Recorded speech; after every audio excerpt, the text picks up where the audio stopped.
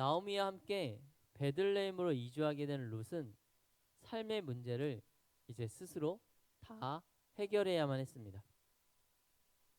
그의 시어머니인 나오미는 이미 크게 연로하였기에 또 먼 거리를 오가며 지쳤기에 이 두 사람의 생계에 대한 책임은 오로지 룻에게 있었습니다. 이에 룻은 나오미에게 허락을 구합니다. 그리고 이삭을 줍기 위해 밭으로 나갑니다. 다행히 추수 기간이었고 주변에 넉넉한 마음을 가진 보아스가 있었고 또 다른 이들이 있었기에 그렇게 밭으로 나갑니다. 그렇게 나간 밭에서 룻은 정말 우연찮게 보아스라는 한 형제의 밭에 가서 일을 하게 됩니다.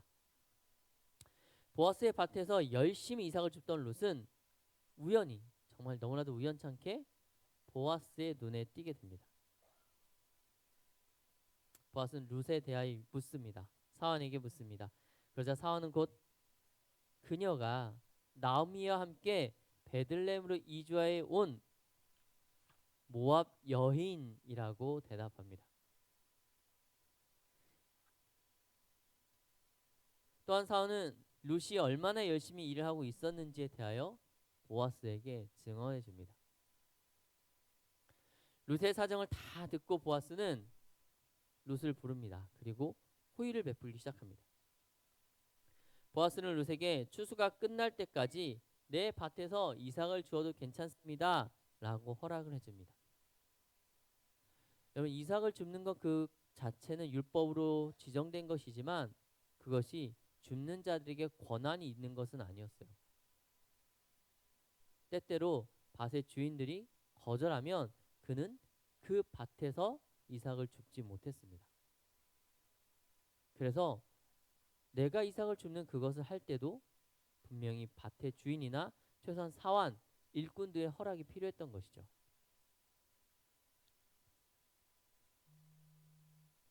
보아스는 이렇게 룻에게 밭에서 이삭을 줍는 걸 허락함으로써 룻에게 있어서는 드디어 최소한 몇 달간 안정적인 직장을 얻게 된 것입니다.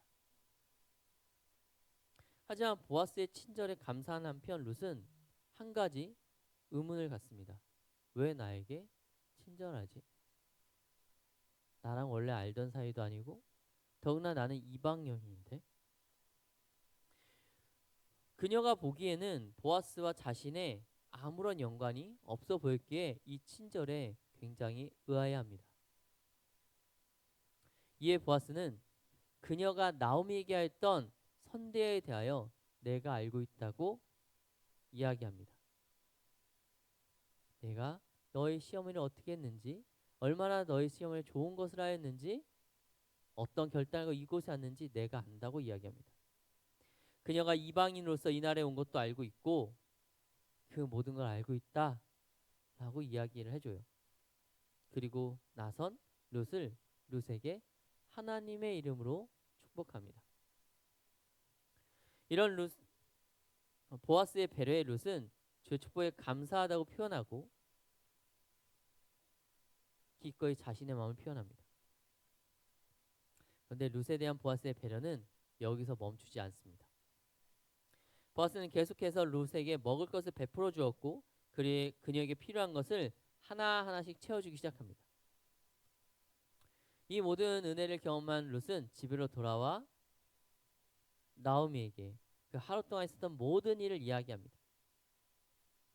그러자 나오미는 룻에게 호의를 베풀었던 사람인 보아스가 사실은 자신의 남편 엘리멜렉의 친족으로서 나오미 집안의 기업을 물을 자다. 우리 가문의 기업 물을 자다 라고 대답을 해줍니다. 여기서 기업 물을 자는 뭘까요? 먼저 레위기의 율법을 잠깐 보려고 합니다. 레위기에 명시된 율법 중 하나였던 기업 물을 자에 대한 율법은 다음과 같습니다. 먼저 우리가 이스라엘 독특한 사회 구조를 이해가 필요한데요. 이스라엘 민족은 그 가문대로 가나안 정복 시기에 땅을 분배받았습니다. 그리고 이것은 절대 타인에게 영속적으로 양도할 수가 없었어요. 판매할 수도 없었습니다. 때때로 필요에 의해서 타인에게 땅을 팔거나 아니면 일정 기간 동안 양도할 수 있었습니다. 하지만 영원히 양도할 수는 없었죠. 그렇게 팔려진 땅, 양도된 땅은 원래 주인에게 돌아오게 되는데 그 경우는 최소한 세 가지가 있습니다. 첫 번째, 이스라엘의 희년, 즉 7년이 7번 되는 49년이 되면 모든 땅은 원래 주인, 처음에 분배하는 그 가문에게 다 돌려줘야 합니다. 지금으로 보면 이해가 잘 될 수 없는 법이죠. 내가 열심히 일해서 아파트를 샀어. 그런데 49년 뒤에 아파트 그 땅 원래 주인에게 아파트를 돌려줘야 되는 거예요. 이게 이스라엘의 법입니다. 이 법은 약자를 돌봅니다.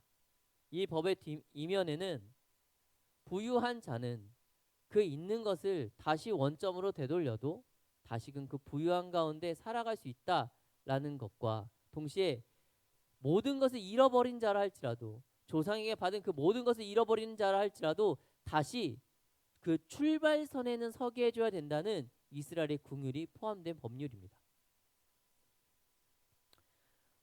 다시금 땅을 찾게 되는 두 번째 경우는 땅을 판 당사자가 부유하게 되어 다시금 그 땅을 사고자 할 때입니다.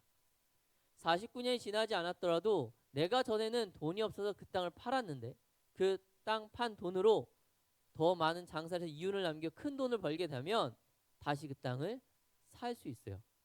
중요한 것은 이때 땅값은 상승하지 않는다는 거예요. 언제나 땅을 판 사람은 자기가 판 가격으로 살 수 있는 권한이 있습니다. 마지막 세 번째, 이것이 오늘 본문에 나오는 땅을 대한 소유권입니다. 땅을 판 당사자가 아니라 그 당사자의 형제 혹은 친족이 대신 그 땅에 대한 값을 지불하고 그 땅을 사서 원래 주인들에게 그 가문에게 돌려주는 경우예요. 이 경우 이 땅의 원소유자는 다시금 자신의 땅을 되찾게 되고요. 돈을 갚은 그 형제, 친족은 그 땅에 대해 어떠한 권한도 어떠한 소유권도 주장하지 못합니다. 이거는 형제를 사랑하라는 하나님의 기본적인 명령 아래 이루어지는 거죠. 룻기에서 말하는 기업을 물을 자라라는 것은 이 세 번째 권리를 가진 사람들을 말하는 거예요. 엘리멜렉이 예전에 땅을 팔고 다른 곳으로 갔지만 그의 형제 친족들 중에 돈이 있는 자들은 나오미가 돌아왔기에 다시 그 사람에게 돈을 주고 그 땅을 사서 나오미에게 돌려줄 사람, 그 권한을 가진 자가 기업물을 잘하는 것이죠. 이것은 그 형제들에게 있어서 해도 되고 안 해도 되는 것이 아니라 의무이자 책무였습니다. 이것을 거절하기 위해선 어떠한 규칙을 지켜야 했어요. 내가 이것에 무관하다라고 자신의 신을 던지는 행위를 함으로써 이 거룩한 직무에서 벗어나야 됐습니다. 나오미는 이러한 권한을 보아스가 가지고 있는 사람이라고 말합니다. 그러나 나오미는 보아스에게 기업 물을 그 책임을 행해라 라고 요구하진 않아요. 아니, 나오미는 그 누구에게도 그 책임을 묻지 않습니다. 나오미가 돌아오자마자 자신의 친족들에게 찾아가서 내가 돌아왔으니 당신은 내 남편의 형제이니 내 친족이니 이 권한을, 이 책임을 행해라라고 나오미는 이야기하지 않습니다. 오히려 나오미는 룻에게 이야기합니다. 보아스는 좋은 사람이니 그와 혼인을 하라고요. 그와 재혼하기를 권면합니다. 룻기 3장에서 나오미는 룻에게 보아스와 재혼할 것을 권합니다. 그리고 룻에게 보아스에게 어떻게 다가가야 할지에 대해서 무슨 말을 해야 될지에 대하여 상세하게 조언을 해줍니다. 그 룻은 나오미의 조언대로 보아스에게 천천히 다가갑니다. 그런데 문제는 보아스였어요. 보아스가 룻과 나오미가 생각한 대로 행하지 않았거든요. 오히려 두 사람을 생각했던 것 정반대의 행동을 합니다. 하지만 이 두 사람의 뜻을 이해하고 있었어요. 그래서 기다리게 합니다. 나오미는 보아스에게 룻을 책임져 줄 것을 원했지만 보아스는 룻과 나오미 모두와 하나님의 율법의 온전함까지 생각하고 일을 진행하고자 했던 것이에요. 보아스의 이런 결정에 룻은 동의했고 곧 날이 밝자 나오미에게로 돌아가게 됩니다. 돌아온 룻을 보면 나오미는 어떻게 되었냐고 궁금하여 묻습니다. 이것은 룻이 지금 자신의 며느리의 상태에 대해 묻는 것이 아니라 보아스 하룻밤을 보낸 보아스의 아내 그렇게 어떻게 되었느냐, 그 마음은 어떻게 됐느냐, 보아스는 어떻게 행동했느냐, 내가 말한 대로 흘러갔느냐, 이것을 묻고 있는 것이었습니다. 이에 룻은 나오미에게 이야기합니다. 보아스가 자신에게 어떠한 말을 했는지요. 이에 나오미는 룻에게 그가 한 일에 대해서 듣고 이제 앞으로 그가 무엇인가를 할 것이니 기다리자라고 대답합니다. 보아스는 날이 밝자 장로들을 모읍니다. 그리고 율법대로 기업 물을 자에 대한 규례를 지키고자 자신보다 우선순위에 있는 것, 더 가까이 있는 친족들에게 그 권한을 행할 것, 그 책임을 질 것을 요청합니다.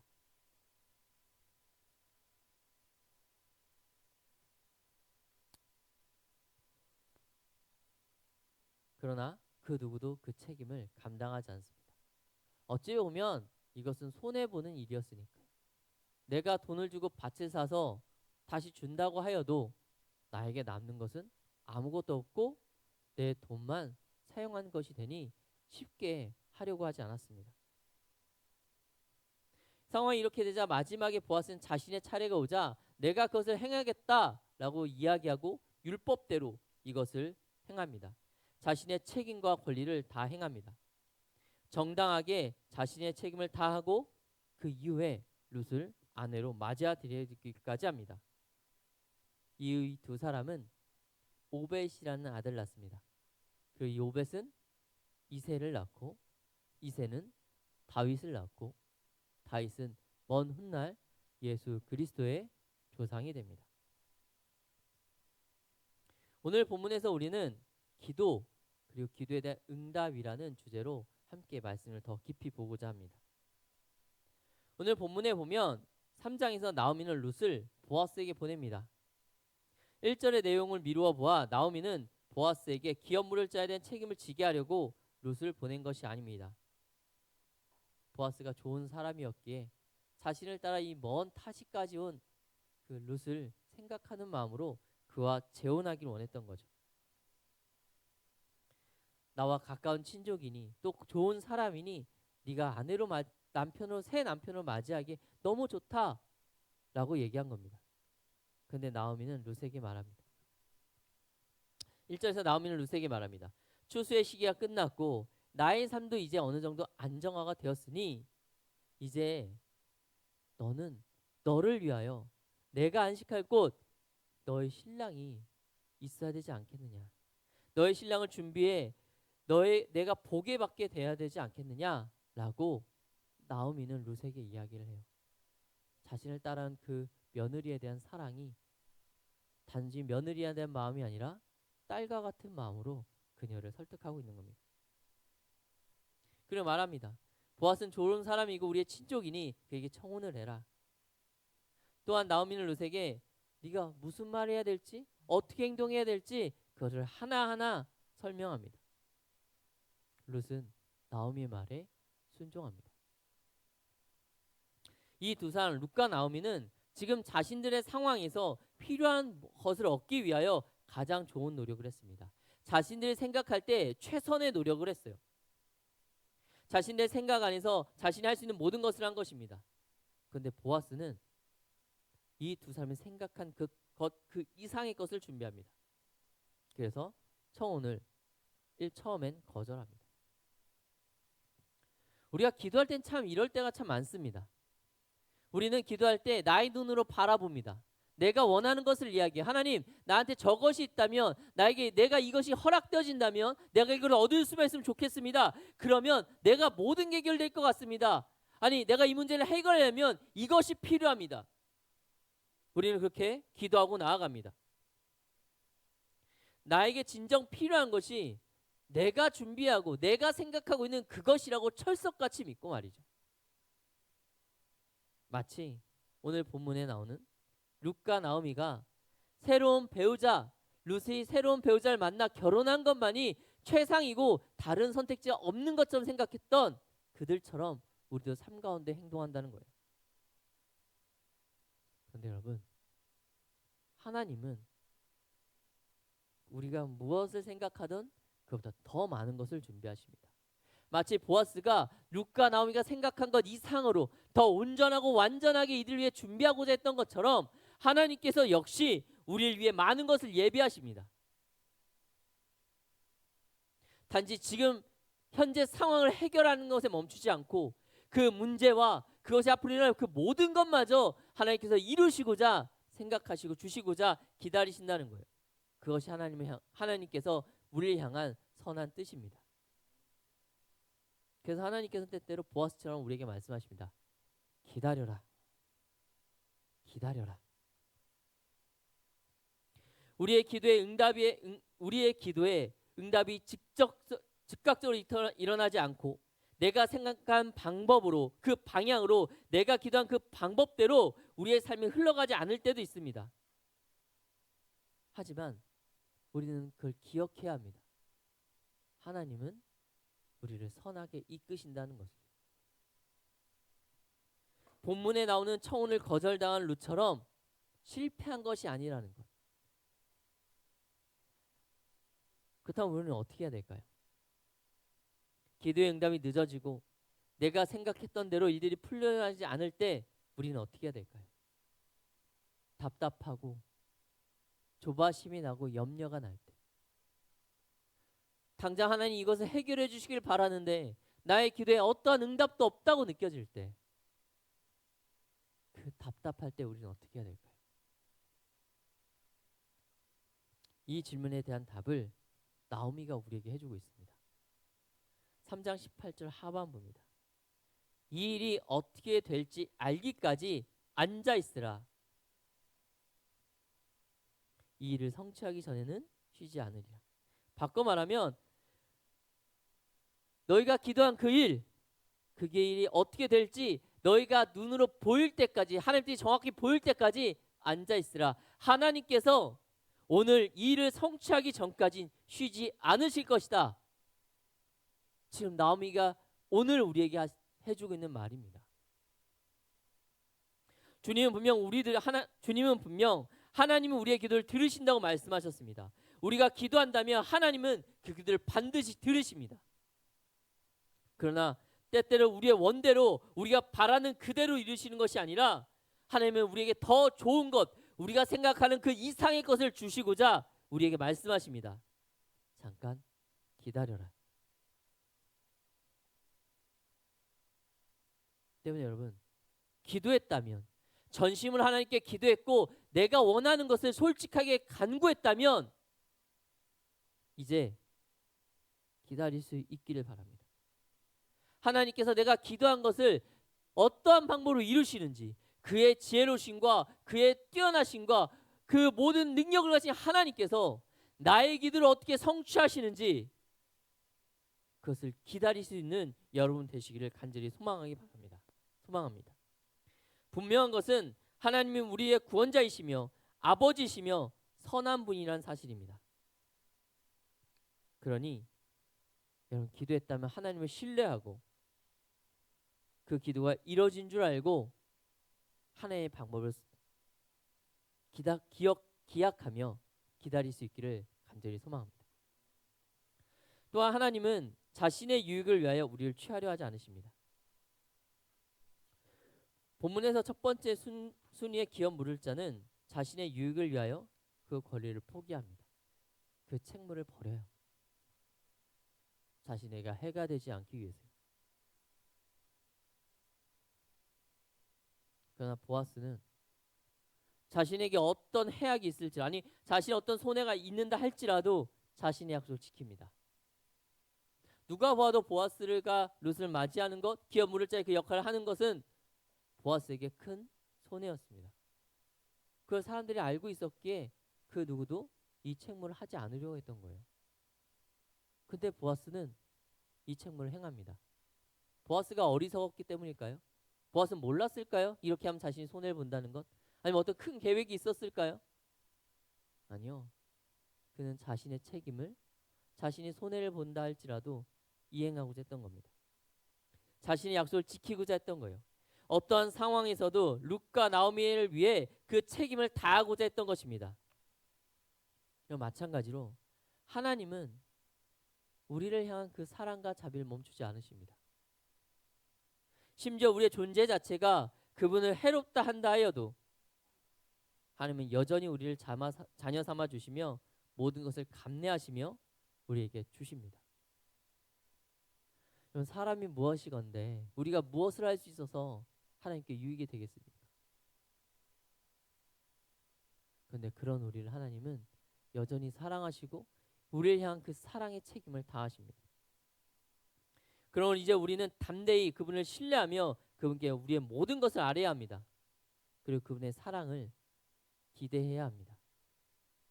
사랑하는 여러분, 우리는 기도할 때 때때로 내가 기도할 것을 선택합니다. 기도도 하기 전에 기도해도 되는지 생각하곤 어떤 부분에 있어선 기도를 포기하기도 합니다. 내 생각으론 이뤄질 수 없다라고 판단하고 그 기도를 하지 않아요.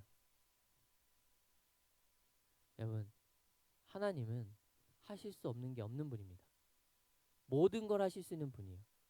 내 눈으로, 내 생각으로, 지금까지 살아온 모든 경험, 내 주변의 모든 사람들의 이야기가 이건 안 돼, 불가능해. 내 사람의 눈으로는 그럴 수 있습니다. 하지만 우리가 기도하면 사람의 힘으로 되는 것이 아니라 천지를 지으신 하나님의 권능으로 될 것이고 세상을 섭리하시고 주장하시는 하나님의 능력으로 그 일이 이루어질 것입니다. 그러니 여러분, 여러분의 생각으로 지레짐작하여 기도조차 하지 않는 어리석음을 행하지 않기를 바랍니다. 기도할 때 이 마음을 품으십시오. 나의 눈으론 길이 안 보이고 내가 알고 있는 상식으로는 안 되는 게 당연하고 그게 합리적이지만 하나님은 내 모든 것을 뛰어넘으시는 분이라는 것. 세상은 이야기합니다. 네가 살아온 지금 준비한 이것들을 볼 때 이것은 이루어질 수 없는 거야. 이것은 네가 가질 수 없는 거야. 네가 갈 수 없는 자리고 취할 수 없는 영광이야. 그들에게 이야기하십시오. 그래, 사람은 그렇지. 하지만 하나님은 하실 수 있어. 그리고 난 그 하나님의 도움을 받는 자야. 이 말씀을 기억하고 기도할 수 있기를 바랍니다. 하나님께 매달리기 바랍니다. 하나님은 모든 걸 하실 수 있고 모든 걸 해주시길 원하는 분이기 때문입니다. 또한 동시에 하나님의 응답에 순종할 수 있길 바랍니다. 하나님께 여러분에게 기다리라 하셨다면 그것이 가장 선하고 여러분에게 가장 유익한 것입니다. 하나님께서 여러분의 길을 막으신다면 여러분을 싫어해서가 아니에요. 여러분이 뭔가 갖는 게 여러분에게 너무 과하다고 생각해서가 아니에요. 그것이 여러분의 삶 가운데 악하기 때문입니다.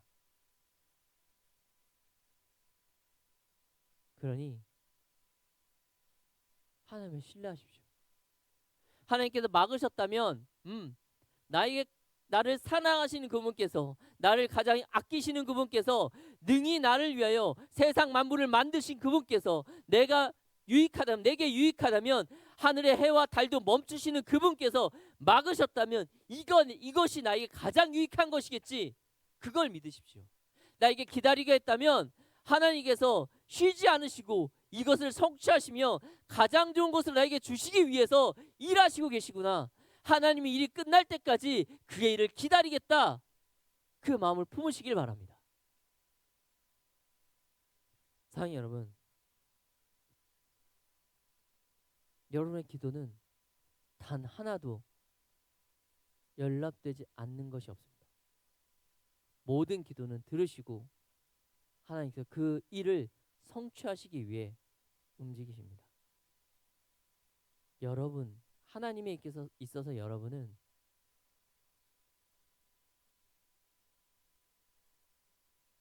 세상 그 무엇보다 천하보다도 귀한 자녀들이기 때문입니다. 기억하시고 모든 일에 간구와 기도로 나아가며 주신 응답의 기쁨으로 화답하는 그 삶을 살아가시는 주님의 아들들, 딸들 되시기를 간절히 소망합니다. 기도하겠습니다.